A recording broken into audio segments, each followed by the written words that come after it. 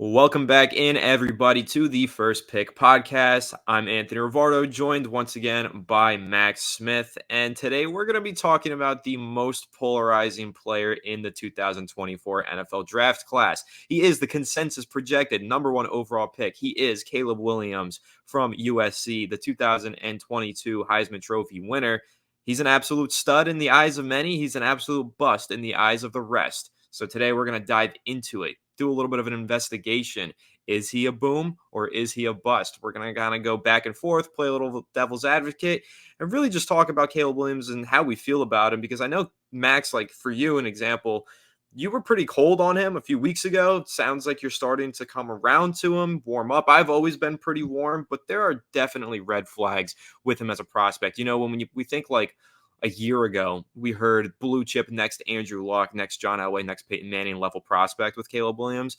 The narrative is not at that level anymore. He had a little bit of a regression this past season, and I think we all can agree he's not an Andrew Luck level prospect. But we could still also kind of see him as a number one overall pick prospect. And so I think that the red flags are there and they're worth discussing. But the green flags are also there. And even the elite blue chip flags, those are there as well. So I'm excited to kind of dive into this, Max, especially, you know, with yourself being a Chicago Bears fan. There might be a little bias involved in this conversation because of that.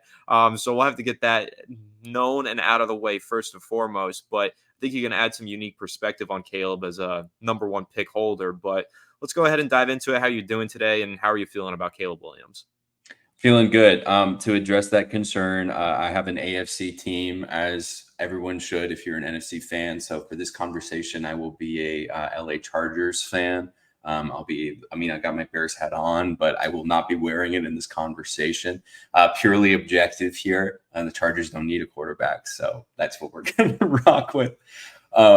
Yeah, you're right. I wasn't really sold a few months ago. I really wasn't. And what's ironic about that is that's when most of the hype was in October, because he was gearing up for the draft. People, there were quarterback issues in Chicago. Everybody was already kind of looking at it as Caleb Williams is going to be the successor at quarterback. The Justin Fields project is over. Obviously, he's the number one pick. Fast forward to today. There's more and more question marks because you have guys like Jaden Daniels that came out of nowhere. You have guys like Drake May who are raising a lot of eyebrows because, again, the success that Josh Allen and Justin Herbert have had looks very similar. So ultimately, though, the conversation today is going to be centered around Caleb. You and I have watched a good amount of tape on him. You and I have, talked back and forth a lot about this. So we're going to present the case on whether he's a boom or whether he's a bust. But I guess to begin, we should outline some of his positives before we go into the negatives. So I'm going to start off with the most obvious again, I do want to say that like the hype doesn't necessarily match the player, I think, in this situation, right? Like we're looking at a LeBron James level of hype for a guy entering professional league. I haven't seen like this many people excited about a guy since maybe like Joe Burrow, but I don't know. Like, is it really? Is the hype matching the level of play that we're seeing from him this season? And I'm going to say no. I think 2 years ago, if we had this conversation off the back of the Heisman, like the hype might have been there. If he did declare, like then it would have been like, okay, it's matching. He won the Heisman. He had a great year. Everything looks awesome. Like this kid is ready to rip, but stays another year. Okay, like let's see how it goes. Didn't go too hot again, but that's off the back of the team, which honestly, the whole program had a year. They took a step back this year. A lot of it wasn't necessarily just his fault. The defense was like non-existent this entire season. So SC has some problems to figure out themselves. But to begin with the positives on Caleb, you have to talk about that arm, right? Like number one for Caleb Williams is his arm strength, which is pretty unbelievable. And particularly in the ability to the yards he's able to get off of the angles that he whips. Again, instantly we compare him to Patrick Mahomes, which is a game changer in the NFL. He's like literally broken the NFL in his ability to throw the ball at any angle and throw it with velocity and throw it in layers where the defense can't touch it, but only his guy can, right? We just saw him do it again. We just saw Mr. January, Patrick Mahomes, beat the Bills in Buffalo.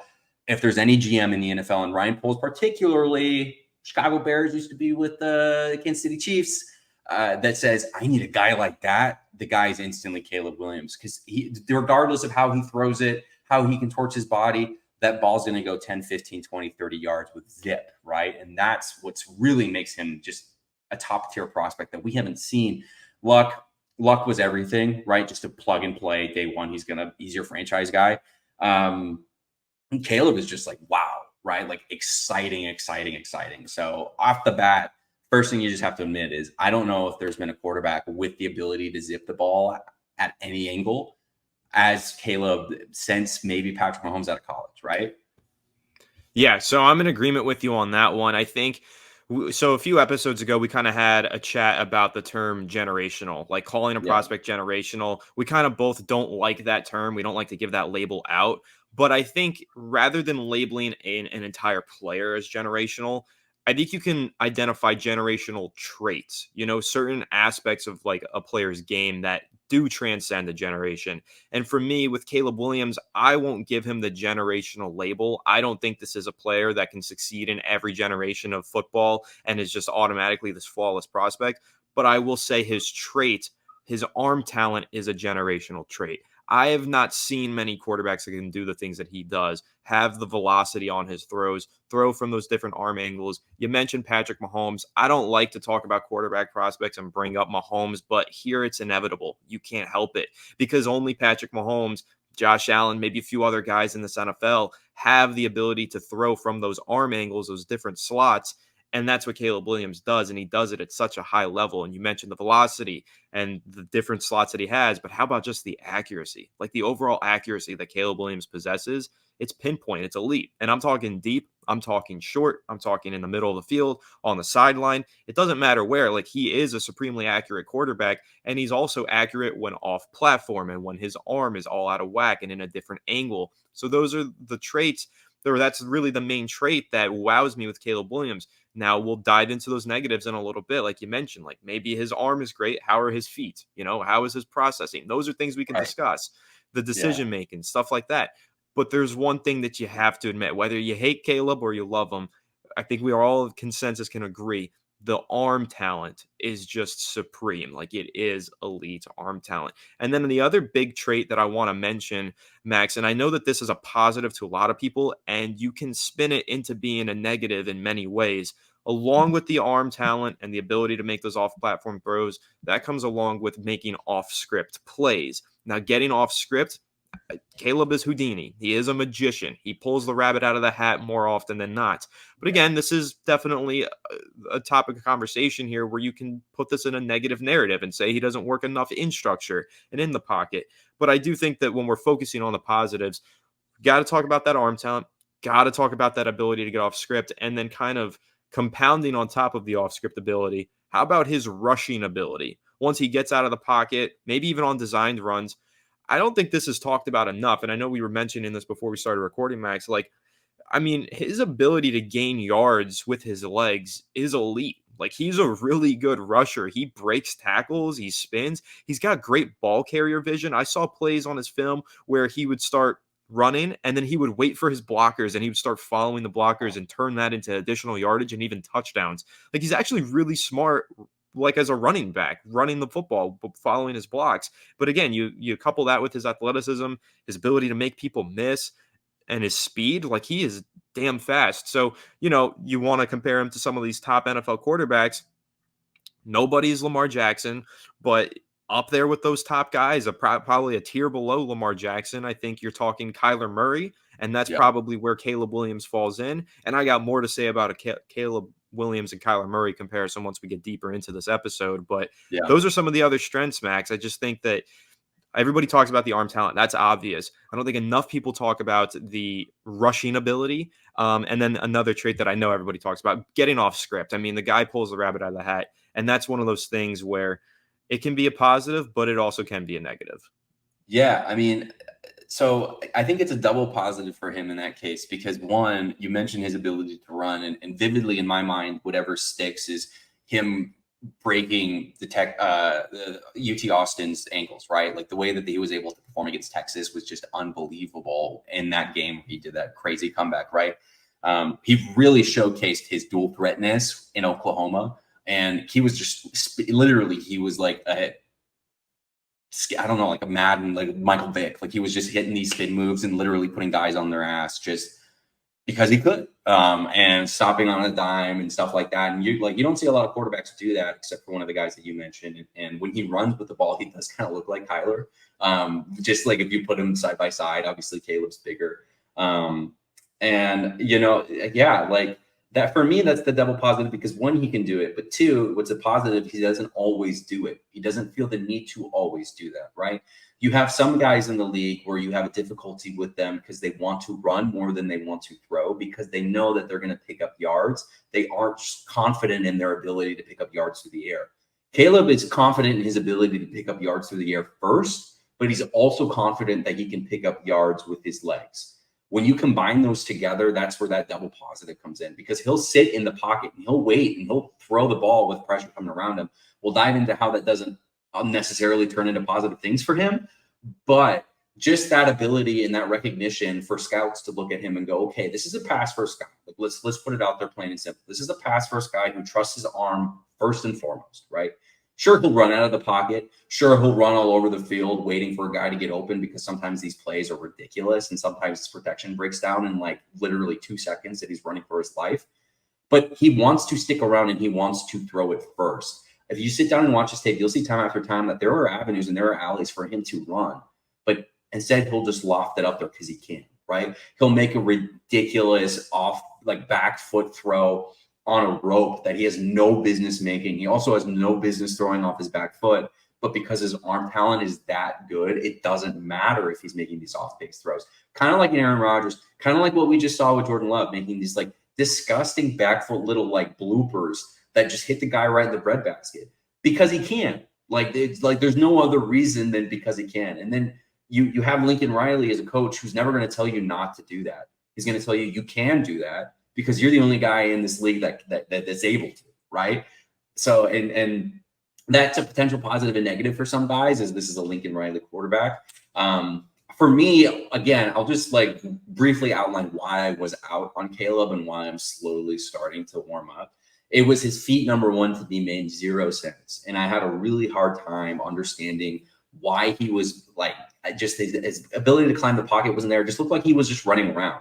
But then the more I watch, the more it's kind of like organized chaos. Like he knows what he's doing. And I've seen enough reps now where I can see him climb up the pocket, hitch, look, no, not there, hitch, boom, right?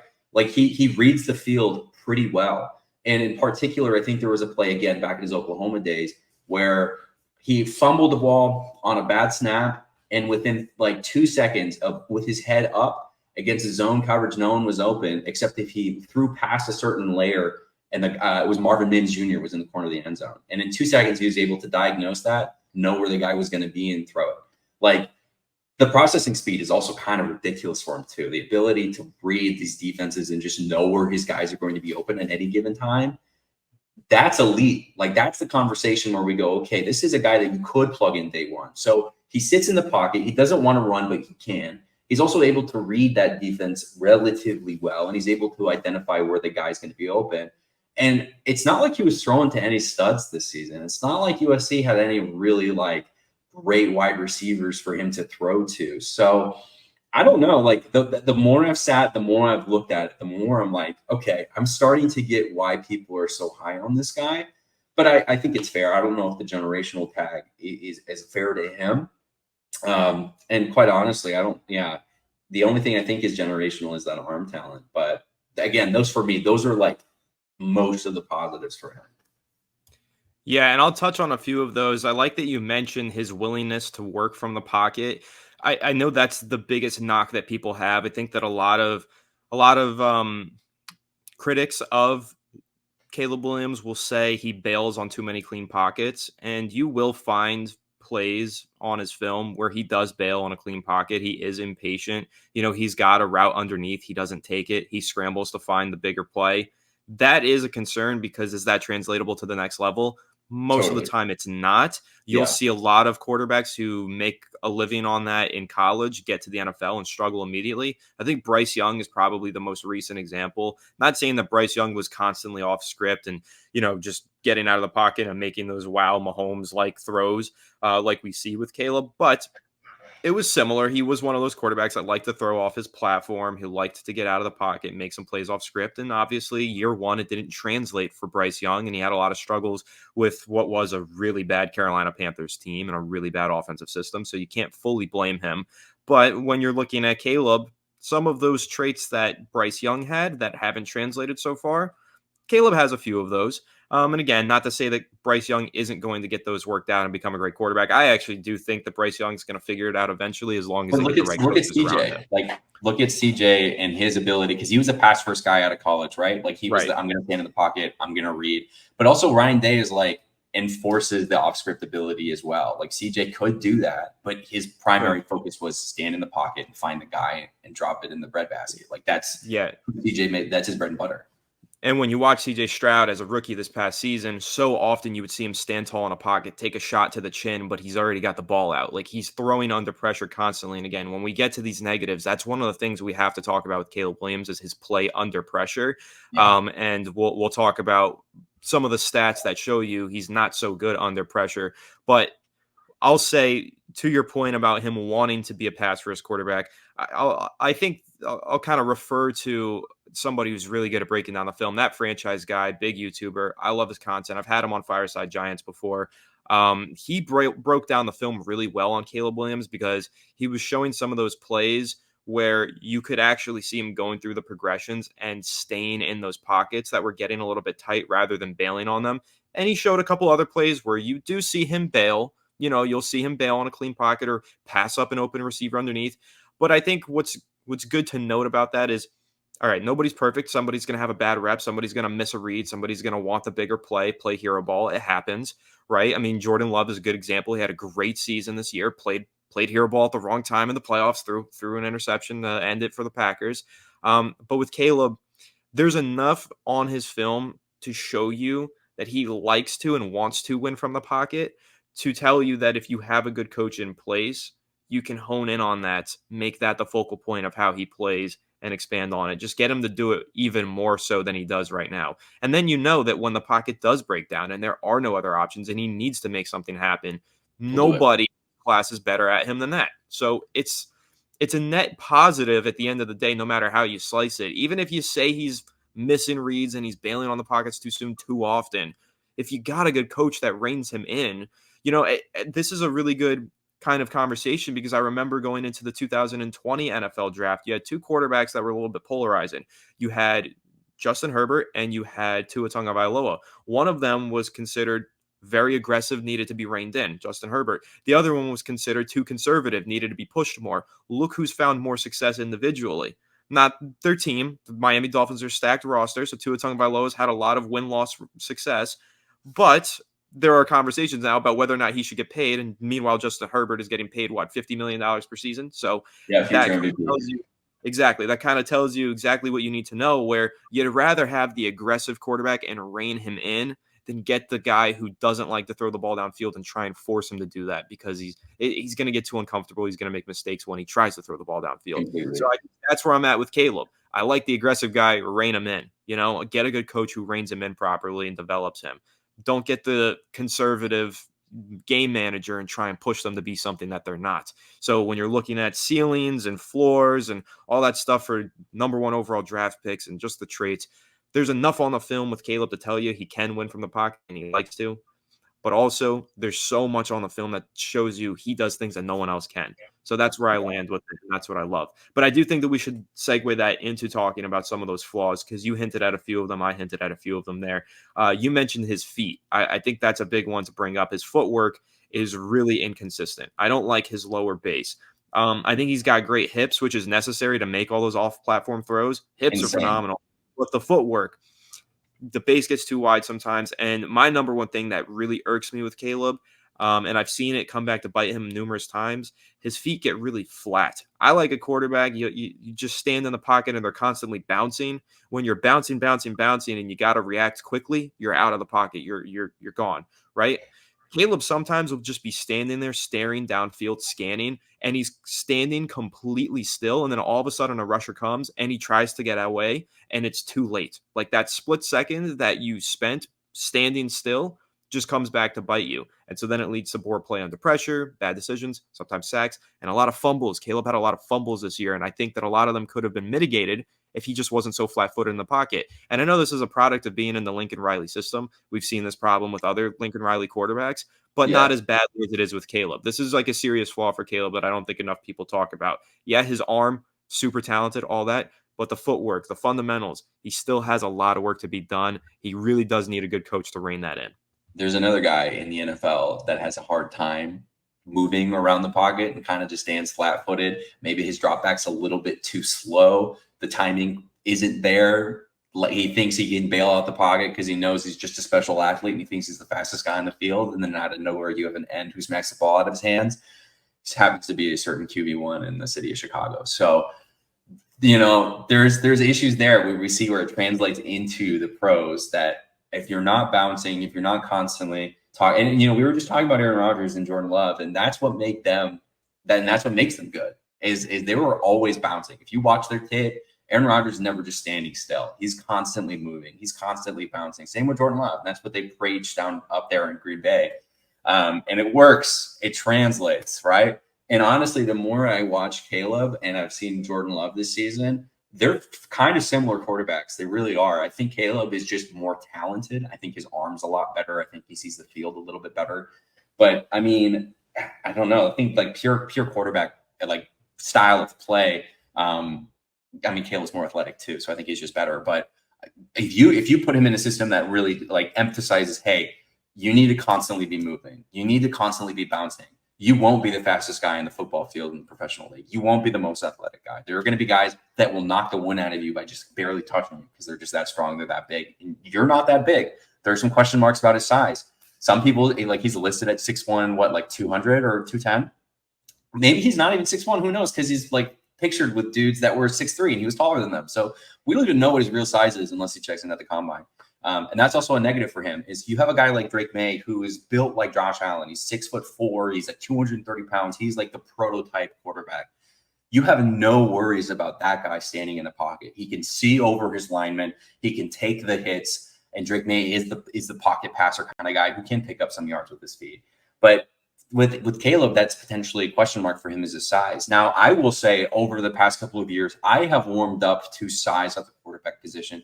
I don't think it's nearly as big of an issue as it used to be. Guys just, I don't know. I just think it's more built on speed these days. Like these guys, maybe we're not hitting as hard because we're not wearing as many pads. I don't know. But I'm just like starting to cool down on that. So I don't think it's a huge negative for him, but it's a negative that exists. You can see it depending on the system. Maybe you want to go with a Drake May type guy because you don't have really a solid offensive line and you're worried he's going to get killed out there. So that's a possibility. But yeah, no, I mean, like the awkward feet, what ultimately what that breeds is timing issues. And if you're built in an offense that's built around timing, such as Kansas City, like as much as we want to say it's West Coast run and gun, timing is a huge part of that offense. Like you have once you're done with your hitch, a guy's open, you have to let it rip. Like that's what made Kansas City so hard to defend against was because it doesn't matter what they're running. By the time the play's ready, by the time the ball's out of the hands, you don't even know what's hitting you. Like it's already done. Like it's already there. And that's what made Patrick Mahomes so great. And if that doesn't happen, the timing's messed up or something is out of rhythm, well, then guess what? Now you can play out of design. Now you can play improv, pull that rabbit out of the hat, have a lot of fun, play backyard football. So you need to have the guy that's able to do both. That, 5-step drop, pitch, under center, by the way. Caleb doesn't play under center. I don't think I saw a single rep with him under center. Lincoln Riley offense, by the way. You're going to have to play under center. You're going to have to hit that play action. You're supposed to hit that hitch. The second you're done, there needs to be a dude 15 yards downfield that's open on a hitch route, and you have to let it rip. Like, that's the NFL. That's how you make money. That's how you win games. If you can't do that, you're going to be a bust. You're not going to have any success in the league.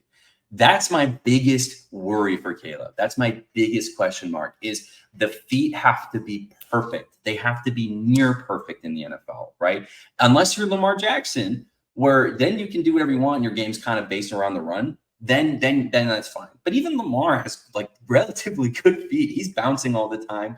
And I think it's funny because I was watching Spencer Rattler tape earlier today, and Spencer Rattler's bouncing around. He's not standing flat-footed. His arm's not as good, obviously. He's not as good of a quarterback, but it makes no sense to me for Caleb to be doing that. But I think it stems, and again, I was questioning this. I've been on a tangent. I questioned this as a Bears fan watching Justin Field.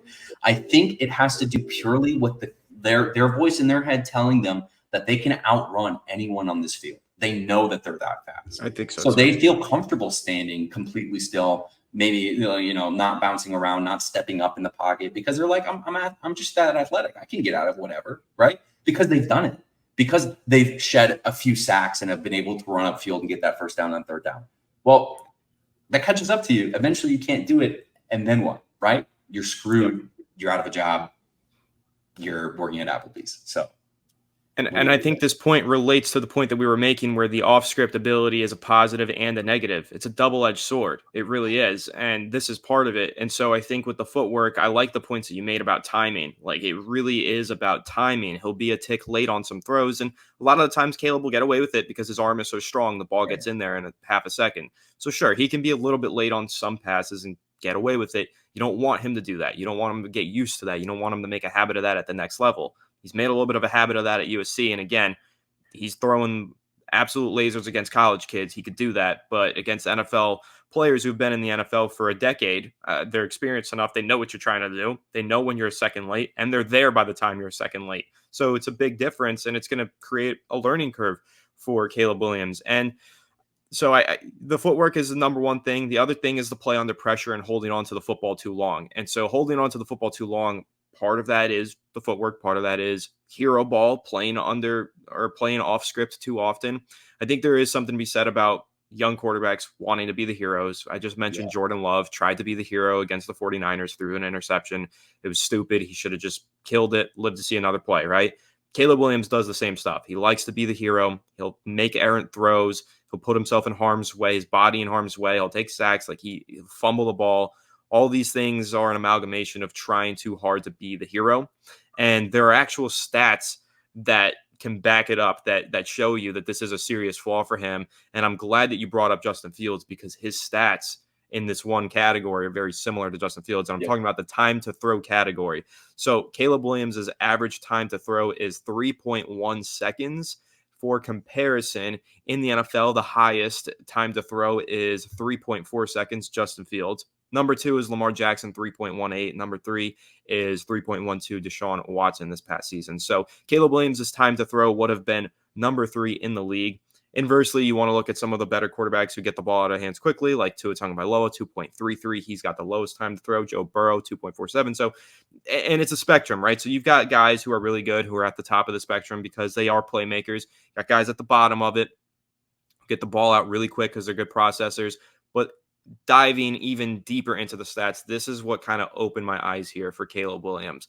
When kept clean, his average time to throw is only 2.5 seconds. Now, that's a really good number. 2.5 is about where you want to be. However, under pressure, his average time to throw is 4.47 seconds. Holding on to the ball for 4.5 seconds is not sustainable. And not even Justin Fields holds on to the ball that long. Under pressure, Justin Fields holds on to the ball for 4.06 seconds on average time to throw. So that's the real eye-opening trait here for me with Caleb Williams. When the pressure's there, that's when his mental processing, his field vision really gets disrupted. There are quarterbacks, we mentioned CJ Stroud earlier. I'd be willing to bet his time to throw under pressure. I don't have it pulled up. I will pull it up. I bet you his time to throw under pressure is much lower. Definitely not 4.5 seconds. That just feels like such a staggeringly high number for Caleb Williams. And it shows up on the tape because you'll see him get the snap. Footwork's a little slow, right? He gets under pressure. Okay, time to scramble around, make those big time plays, get off script. Sometimes he's just under pressure for so long and the ball is errant. It's a bad throw. So let's compound that with some other statistics that I found, Max. This is according to Pro Football Focus. His turnover-worthy throw percentage overall this season was only 3.6%. That's extremely low. That's great Right. stuff from Caleb. And this is what you love. He was kept clean on 66.8% of his dropbacks, threw only 2 turnover-worthy throws per PFF, which is a 0.6 turnover-worthy throw percentage. Phenomenal numbers. All right, but let's talk about under pressure, which was on 1/3 of his snaps, 33.2%. 4 interceptions on under pressure this season, 9.2% turnover worthy throw percentage, 16 turnover worthy throws out of his 18 on the year. So it is something to be said about, yeah, he processes, he finds the open man from a clean pocket. Like we were talking about, what he likes to play in the pocket and find the open man. When he's not in a clean pocket, he's not finding the open man. He's throwing really bad turnover worthy throws. And just to put it into perspective, and kind of show some comparison here, of the 56 quarterbacks who are eligible for the 2024 NFL draft in college football this year, he's tied second for the highest turnover worthy throw percentage under pressure, 9.2%. Only Devin Leary of Kentucky is ahead of him. He's tied with Sam Hartman of Notre Dame. And if you want to go down to the bottom, of course, we know our guy Bo Nix is all the way at the bottom with a 1.2% percentage. But even Jaden Daniels, 2.8%. How about Drake That's May, surprising.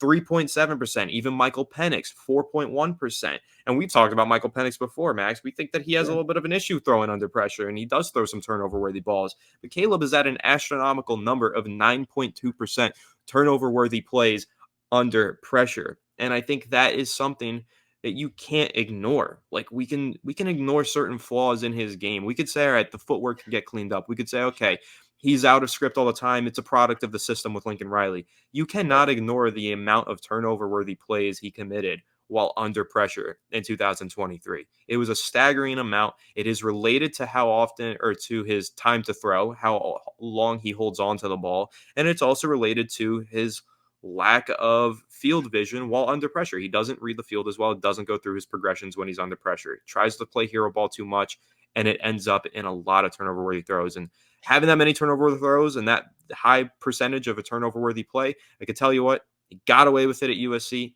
He'll never get away with the turnover-worthy throw percentage that high under pressure in the NFL. No, and I wonder how much of that is literally attributed to the Notre Dame game, which was probably his That's worst a great game point. in his Yep. career. Just like, because I mean, again, they had the 92nd most tough schedule. Strength of schedule for USC was 92nd. Like, it wasn't like they were, playing elite teams every week. They're in the Pac-12, which granted had one of the best years the Pac-12's ever had. Unfortunately, in like their last year as the Pac-12. But it's not like he was playing against elite college defenses every single week in and week out. Some of them were really good, but others were just kind of, fluff for him. And yeah, I mean, like that's pretty inexcusable, especially considering the caliber that he's going to have to be playing against, regardless of where he ends up. If it's in Chicago, you have a Lions defense that's really good now. You have a Packers defense that just fired Joe Barry today and he's looking for a new DC, and they're pretty lights out. And you have a Vikings defense who's up and coming. And you have to see them each 2 times a year. So that's, there's some difficulties there, particularly for that. But I think what's really interesting is you're noting the time to throw. And that's something that actually got better this season for Caleb. That was a big question mark last year as compared to this year. Is the time to throw has increased. So that when the clean pocket, 2.5 seconds, that's elite, like you just mentioned. That's Joe Burrow-esque. And that's what made Joe Burrow so great, is he wasn't looking for the deep ball every single time. If Jamar wasn't open, okay, I'm going to hit the under, right? It's what he did in college. It's what he does at Cincinnati, right? Again, every once in a while can make a really bad decision, but it's Joe Burrow. He'll figure it out. This Caleb Williams, okay, time to throw is kind of iffy when it comes to pressure. We see Justin Fields have issues with that. CJ Stroud had some issues with that this season. I think particularly like when he played against the Jags, one of the games against the Jags in November, which was a pretty critical game for the playoffs. He was his time to throw was like 3.8 seconds. He was almost taking 4 seconds to throw the ball. His season average was hovering around 3 to 2.75. So, I mean, he was getting out a little bit slower than some of the other guys. He's a rookie. A lot of the plays that were called were late breaking routes for him. But yeah, I mean, that was difficulty for CJ coming into the league. What's really noticeable is when you look at these Lincoln Riley quarterbacks, I'm talking about Baker. I'm talking about Jalen, who transferred. I'm talking about Kyler Murray. These guys had really long time to throws entering the NFL, but progressively have gotten much better since they've entered. So a big question mark for me was coachability for a Lincoln Riley quarterback, right? You look at some of these guys and they're near the top of the league and they've played in different systems since they've left, right? Kyler Murray had an interesting situation where he had a very Lincoln Riley-esque guy like Cliff coming into Arizona, and that kind of like it messed with him a little bit. But you have a guy like Baker who's turned into this journeyman for no apparent reason and took his team 1 year out all the way to, basically a couple plays away from being into the NFC chip that the Buccaneers had no business being in this year. So for me, the time to throw isn't that huge of an issue because of the coachability factor, right?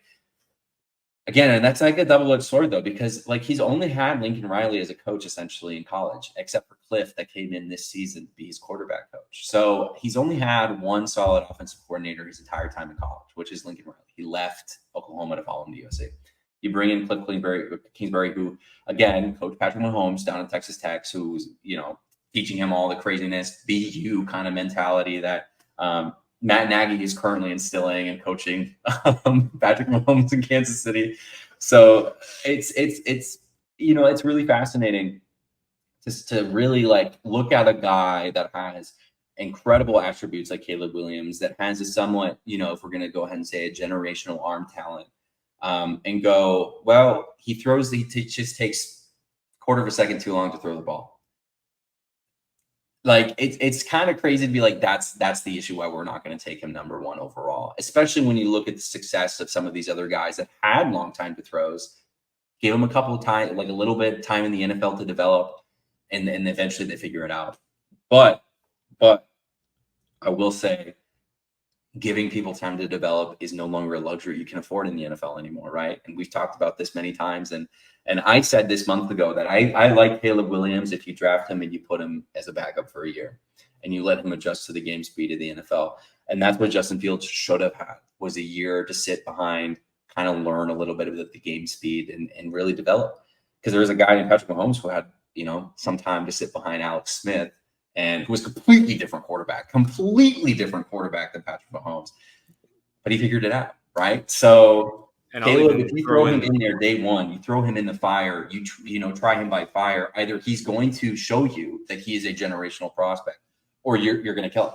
Like you're either going to fry his brain, he's not going to be able to figure it out. And that's what I don't want to see happen with this guy. Yeah. That is a growing concern year in. Every single year it gets worse. Teams give up on their quarterbacks just so quickly. I mean, Bryce Young gets labeled a bust after 5 bad weeks and everybody's already out on him, give him at least 20 games. Like, come on. I mean, there was a point early in this past season where everybody was saying Jordan Love wasn't the guy and he was a bust. Well, then he took them to the divisional round and almost won that and almost had the Packers back in the championship game for the NFC. You can't give up so soon.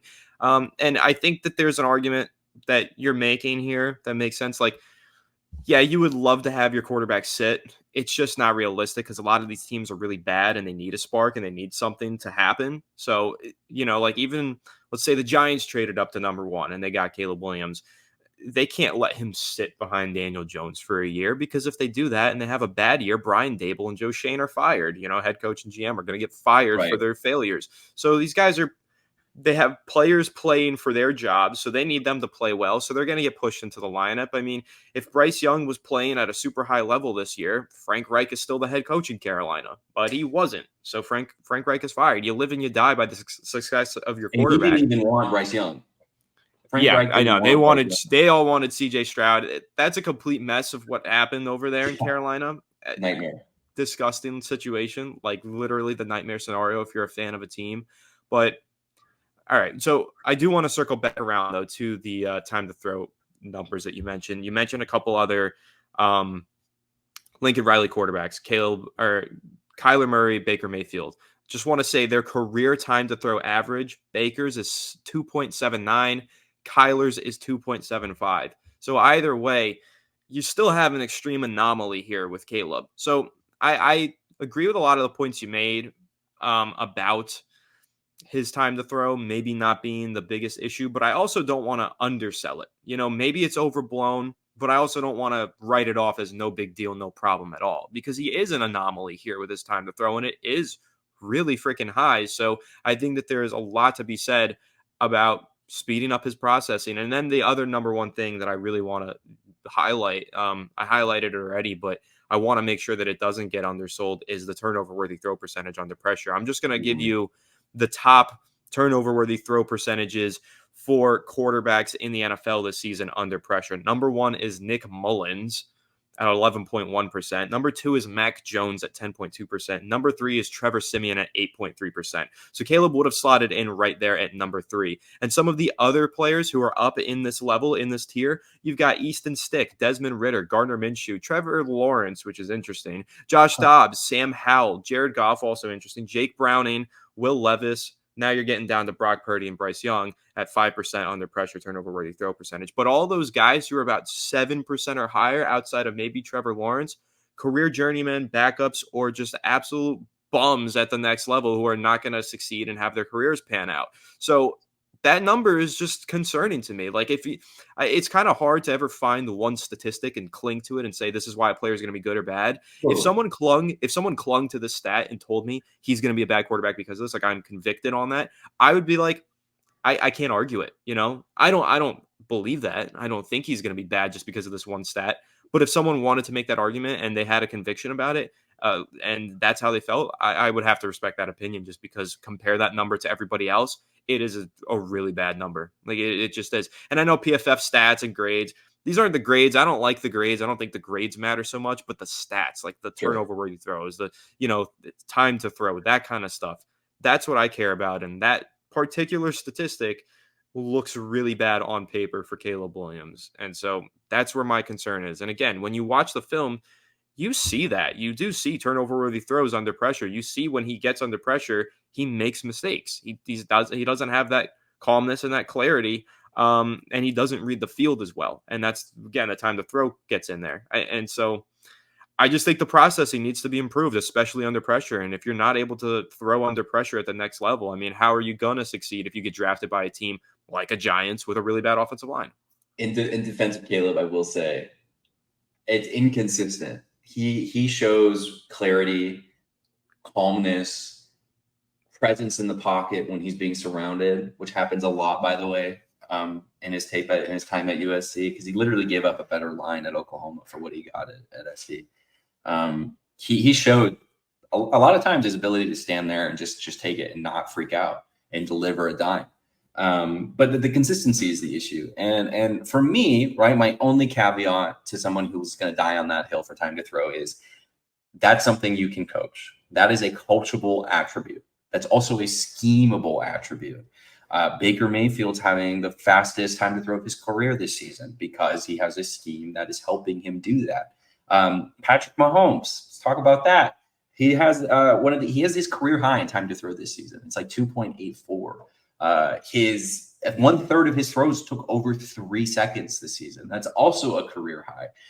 He's in the AFC Championship, and you may ask yourself, why? Why is this a career high for time to throw for Patrick Mahomes? And my answer is look at who he's throwing to.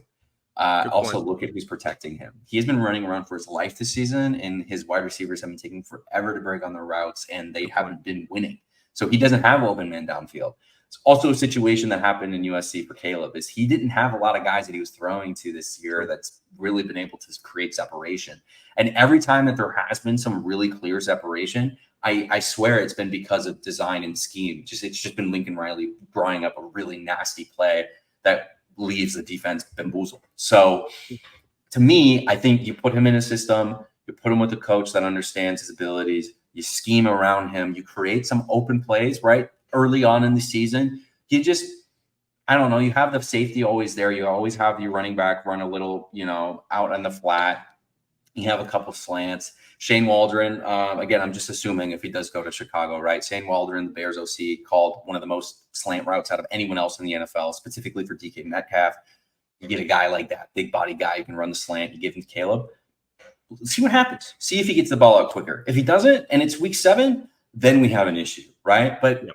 let's just see how it goes. I think it's worth the gamble because everything else you mentioned, right? You talk about a generational arm. You talk about this guy has the ability to be one of the best quarterbacks, in a long time, simply just off of his ability to throw the ball and his ability to run the ball. Like he's like a pure dual threat, right?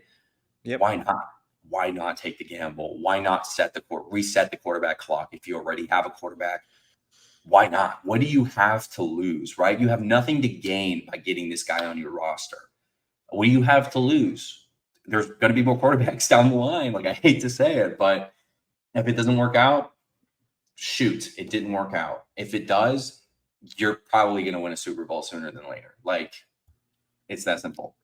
And that's why we say boom or bust. If it Right. works out, I mean, the ceiling, there is not one. But if it's a bust, I mean, obviously it'll set a team back like 5 years if they miss. If Caleb Williams isn't a boom, if he is a bust, it's going to set a team back 5 years, whoever drafts him, whether it's Chicago or somebody makes a surprise move. It's also possible Washington, maybe Chicago likes Drake May and they like his floor higher, but that's more draft speculative stuff. We'll get closer to April and we'll talk more about that stuff. I will Only say, January. yeah, it's so early. It's so early. But in defense, I know I just made the whole spiel about the turnover worthy throw percentage. In his defense, I do wonder how much of it is Lincoln Riley saying everybody's just going to go out there and run, and you're holding on to the ball until you find the big play. How much of it is Yeah. scheme built in? Like you're asked to wait for the pressure and just throw and force something. It's possible that happens. He doesn't play in the Oregon offense that Bo Nix is in, which is very proactive in getting open receivers quickly Timing. for timing routes, all that stuff. A lot of the Lincoln Riley beautiful mess that it is go play backyard football, and he's asked to do that. So of course it's going to lead to issues. So in defense of Caleb, it's also a product of the scheme, but I still think there's a lot to be said about his play under pressure, how quickly he's processing when he is pressured. There are definitely problems and flaws to this, and I do think that it's going to take a lot of coaching at the next level to develop that. I think that his first season is really going to his success in his first season is going to be contingent on how good his offensive line is, in my opinion. I think if his offensive line fails him in year one, you're going to see a lot of struggles out of Caleb. But if his offensive line protects him well, I think he is a good enough processor and he does those great things off script. So you could feel pretty happy and good about him going into that rookie year. Yeah, for sure. I mean, I think there's just more pros and cons, honestly, for me. And as a Caleb hater a few months ago, and again, we didn't even mention anything about his attitude or anything like personal. That's the last thing I wanted to talk about before we I wrap it up. won't comment We're on pretty much that. over here. I don't want to be involved in the whole character thing. That's not for me to decide. Ultimately, that's up for the front office of the team that's going to take them, right? Yes, and As that's as the a point that purely I was going to objective, make. like fan of the game, I'm just how's this play style? What do the stats say, right? Yeah, And that's why I'm not going to mention anything about that. Like some people see that as a pro, some people see that as a negative. To me, it doesn't matter because I'm not in that locker room. I'm just saying I sit back on the couch and I watch this guy play, and this is what I see. So I'm not going to comment on his attitude or anything. Love his penthouse. and I think that's dope, but the penthouse, right? So I'll make comments. I'm not going to make anything brash here, but sure. I'll make a couple comments here. And yes, it's more about the tape. We're here to talk about the football player, not the person. We don't know the person. I do not know Caleb Williams, so I can't give you any type of determination on how dedicated he is to the game, any of that crap, because I don't know him. That's why we spend 48 minutes talking about who he is as a player, not a person. Right. So, but I'll do a quick couple sentences here on the person. Are there reasons for fans to be concerned? I think no, unless he bombs his scouting combine interviews. That's the only time that I will start to have the conversation, a serious conversation about who he is and his personality and his dedication to the game of football. We're not there yet. We're in January. Again, I don't know him as a human being. You can read a lot of great things about somebody. You can read a lot of bad things about somebody. We all know how media can be spun and how opinions can be spread and rumors can be spread. So there's really no point in us commenting on Caleb Williams' personality and whether or not we think that's going to make him a boom or a bust. But when we get to the NFL scouting combine, we have seen certain players score really poorly on their tests, bomb their interviews, rub GMs and front offices the wrong way, and then they turn into busts. I'll bring up one player for an example, Max, and this one I actually can speak on personally. His name is Ja'Kai Polite. He was drafted by the New York Jets in the third round of the 2020 NFL draft. I don't remember. Florida pass rusher, was a stud, was supposed to be a first round pick, looked like he could be a really damn good pro, went to the scouting combine, bombed all of his interviews, fell into the third round, got drafted in the third round by the Jets, ended up on their practice squad as a rookie, never panned out. I met him personally. I can tell you he was way more concerned with partying than he was with football. And that is something that you can sniff out during combine interviews. That is not something that we can sniff out sitting at our computers or on our couches watching videos of Caleb Williams on our phones. That's not what we can do. But when the NFL GMs and front offices speak to these players, if we start to see reports and hear rumors then about Caleb Williams' personality, then we know that these rumors are not coming from fans. They're coming from NFL teams. So that's when it will matter and make sense. That's the only time that I will care about any rumor of Caleb Williams' personality type, is when the combine has already happened. So we know that it's coming from NFL teams. That's my whole spiel on it. It was only like 2 minutes. That's all I'm going to say about his personality. I didn't give any opinions about his personality because I don't think it's fair to have one. But once Fair. the scouting combine happens, if we start to hear rumors then I might form an opinion. Totally. Yeah. And I'll just say that if you do want to get a good sense of his personality, you should check out his Twitter and his likes, because he's very active on Twitter. It's kind of stalker behavior, but I'm sure that NFL teams are doing that. For sure. Also, yeah, I mean, I think it's chill, but I also do want to point out that like he's a big rivalry guy. Like it means a lot to him to beat a team that his program doesn't like. So that's a big deal in the NFL, especially as divisions are getting tougher. Like there's just an arms race in some of these divisions. You look at the NFC North, you look at the AFC West. If he ends up either or the NFC South, East, right? Like. And the South is good. The AFC South is like the best conference in football this year for some reason. Things are just turning I was actually making a joke about the NFC South because it was wildly competitive but super bad.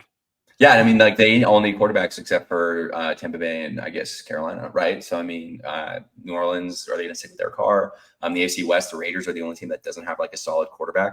I guess the Broncos now too. So there's wherever he ends up, there are going to be intense rivalries that he's going to have to play in. But if it does end up in Chicago, you're talking about the oldest rivalry in the NFL that has not really been a rivalry, but like pure domination over the past couple of years.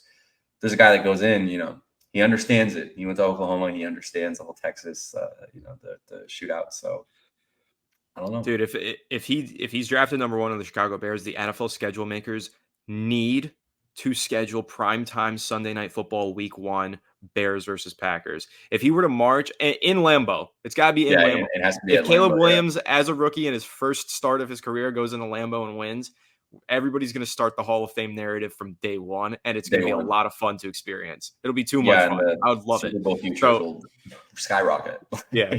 Yeah. So if Caleb goes number 1 of the Bears, that's what I need to see week 1 of the 2024 NFL season. Like I need that. I'm right with you. I agree. It'll be fun. Yeah.